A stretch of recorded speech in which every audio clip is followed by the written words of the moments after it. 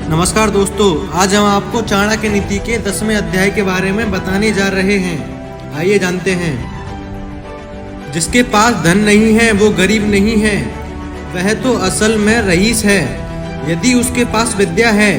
लेकिन जिसके पास विद्या नहीं है वह तो सब प्रकार से निर्धन है। हम अपना हर कदम फूंक फूंक कर रखें, हम छाना हुआ जल पिएं, हम वही बात बोलें जो शास्त्र समस्त हैं, हम वही काम करें जिसके बारे में हम सावधानी पूर्वक सोच चुके हैं। जिसे अपने इंद्रियों की तुष्टि चाहिए वह विद्या अर्जन करने के सभी विचार भूल जाए, और जिसे ज्ञान चाहिए वह अपने इंद्रियों की तुष्टि भूल जाए। जो इंद्रियें विषयों में लगा है उसे ज्ञान कैसा, और जिसे ज्ञान है वह व्यर्थ की इंद्रियां तुष्टि में लगा रहे, यह संभव नहीं। वह क्या है जो कभी कल्पना में नहीं आ सकता, वह कौन सी बात है जिसे करने में औरत सक्षम नहीं है। ऐसी कौन सी बकवास है जो दारू पिया हुआ आदमी नहीं करता, ऐसा क्या है जो कौवा नहीं खाता। नियति एक भिखारी को राजा और राजा को भिखारी बनाती है, वह एक अमीर आदमी को गरीब और गरीब को अमीर। भिखारी यह कंजूस आदमी का दुश्मन है, एक अच्छा सलाहकार एक मूर्ख आदमी का शत्रु है। वह पत्नी जो पर पुरुष में रुचि रखती है उसके लिए उसका पति ही उसका शत्रु है। जो चोर रात को काम करने निकलता है चंद्रमा ही उसका शत्रु है। जिनके पास यह कुछ नहीं है, विद्या, तप, ज्ञान, अच्छा स्वभाव, गुण, दया भाव, वो धरती पर मनुष्य के रूप में घूमने वाले पशु हैं। धरती पर उनका भार है। जिनके भेजे खाली हैं वो कोई उपदेश नहीं समझते।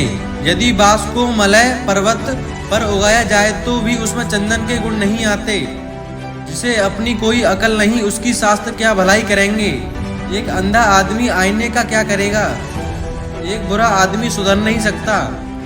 आप पृष्ठ भाग को चाहे जितना साफ करें वो श्रेष्ठ भागों की बराबरी नहीं कर सकता। अपने निकट संबंधियों का अपमान करने से जान जाती है, दूसरों का अपमान करने से दौलत जाती है।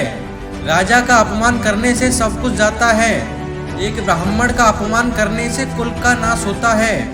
यह बेहतर है कि आप जंगल में एक झाड़ के नीचे रहें जहां बाघ और हाथी रहते हैं। उस जगह रहकर आप फल खाएं और जलपान करें। आप घास पर सोएं और पुराने पेड़ों की खालें पहनें, लेकिन आप अपने सगे संबंधियों में न रहें यदि आप निर्धन हो गए हैं। ब्राह्मण एक वृक्ष के समान है, उसकी प्रार्थना ही उसका मूल है। वह जो वेदों का गान करता है वही उसकी शाखाएं हैं। वह जो पुण्य कर्म करता है वहीं उसके पत्ते हैं। इसलिए उसने अपने मूल को बचाना चाहिए।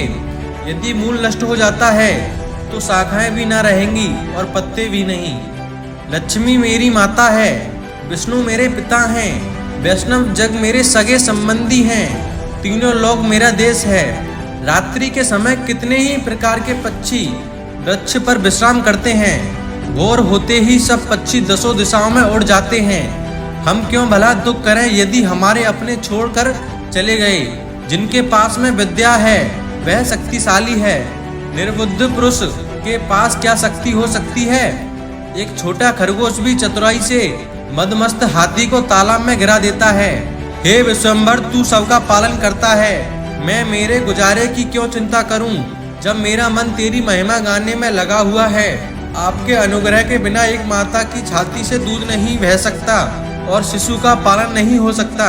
मैं हरदम यही सोचता हूँ, हे यदुवंशियों के प्रभु, हे लक्ष्मीपति, मैं अपना पूरा समय आपकी ही चरण सेवा में खर्च करता हूँ। दोस्तों, अगर आपको हमारी यह वीडियो अच्छी लगी हो तो आप हमारे मोटिवेशन बेस्ड सक्सेस चैनल को सब्सक्राइब अवश्य करें एवं बेल आइकन दबाना ना भूलें। ओके, धन्यवाद।